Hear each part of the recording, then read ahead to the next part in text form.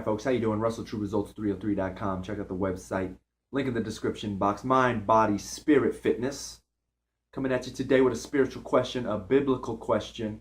Of course, this is going to be literal or figure of speech. What do you think? This is usually what's going to divide the Christian denominations on what we believe to be a figure of speech and what we truly believe to be real. And of course, this is just going to help us in general on building our relationship with Jesus, building our relationship with God, and what is going to be the outcome when we leave this world.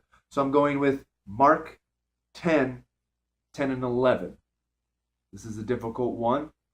It says, "Then in the house the disciples asked him again about this matter. He said to them, 'Whoever divorces his wife and marries another commits adultery against her. And if she divorces her husband and marries another, she commits adultery.'" So I know this is a difficult one, but I think it's pretty much self-explanatory. He was literal about it. There's no figure of speech, because earlier in the passage, that's when they say, well, Moses said we can give a bill of divorce, and Jesus says, well, that's because you were weak, but what I say, what God binds together, no man can tear apart.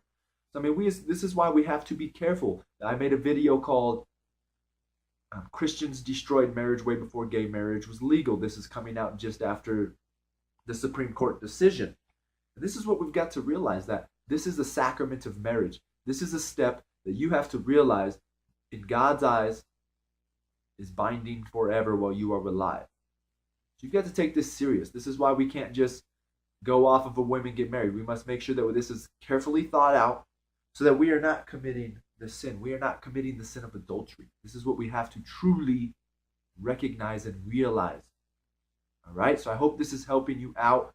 You know, make a wise decision when you are choosing your wife or your husband. And the Catholic Church has something called an annulment process.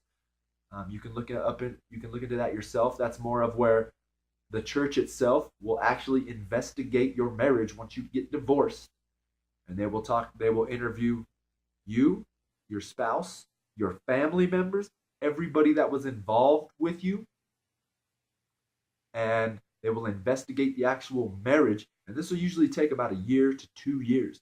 They will investigate the marriage, see what was going on, and then they will decide if it was truly a marriage or if it was not a marriage.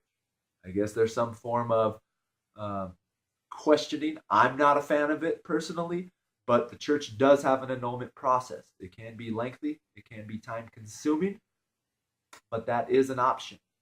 So once again, I hope this video helps. Subscribe to the channel, share and like these videos.